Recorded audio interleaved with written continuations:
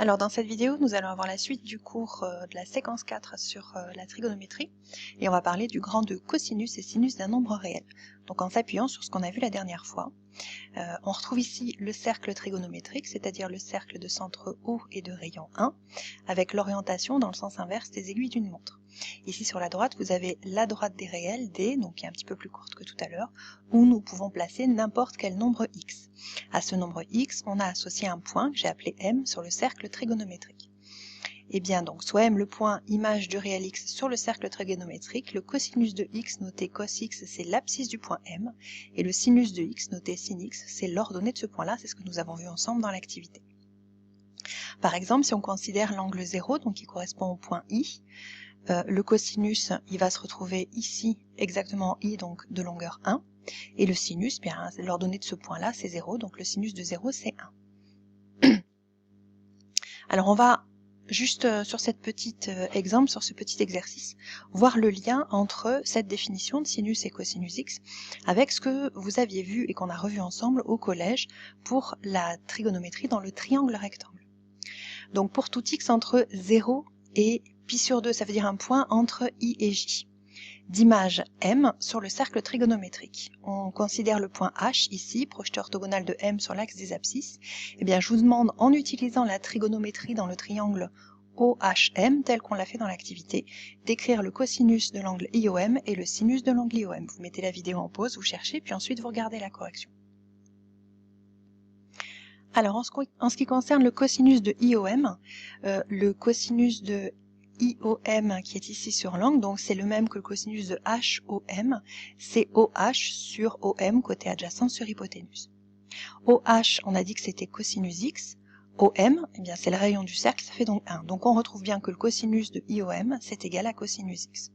Exactement de la même façon, le sinus de IOM qui est égal au sinus de HOM, c'est le côté HM, donc le côté opposé sur OM, le rayon du cercle, l'hypoténuse du triangle rectangle et donc le rayon du cercle, ça on retrouve bien sinus x sur 1. Alors en ce qui concerne les deux propriétés qui sont là juste en dessous, elles découlent complètement de ce qu'on vient de voir.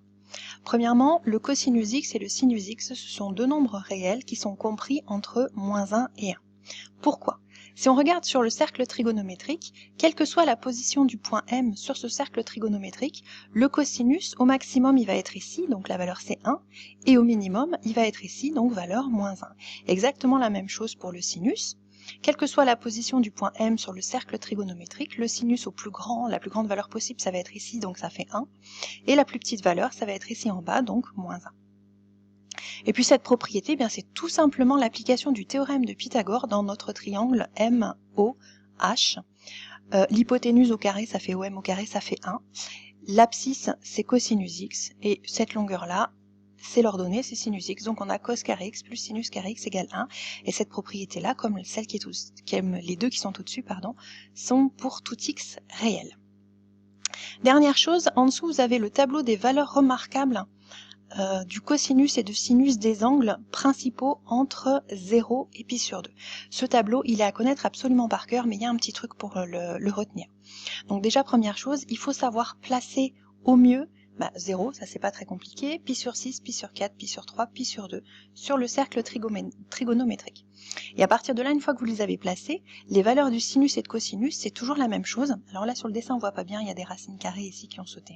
Il y a juste un trait au-dessus, en fait, c'est une racine carrée. Donc les valeurs sont toujours identiques. Si je regarde la ligne de sinus, c'est 0, 1/2, racine de 2 sur 2, racine de 3 sur 2 et 1. Qu'on peut imaginer racine de 0 sur 2, racine de 1 sur 2, racine de 2 sur 2, racine de 3 sur 2 et racine de 4 sur 2 qui vaut bien 1. Pour le cosinus, on a exactement les mêmes valeurs dans l'autre sens. Donc en fait, sur l'axe des abscisses et sur l'axe des ordonnées, toutes les graduations ici correspondant au trait en pointillé, en fait, ce sont ces valeurs-là, 0, 1/2, racine de 2 sur 2, racine de 3 sur 2, 0, 1/2, racine de 2 sur 2, racine de 3 sur 2 et 1. Et on a la même chose sur l'axe des abscisses. Donc c'est comme ça qu'on va pouvoir arriver à retenir ce tableau de valeurs remarquables. On fera quelques démonstrations ensemble mercredi, c'est tout pour aujourd'hui.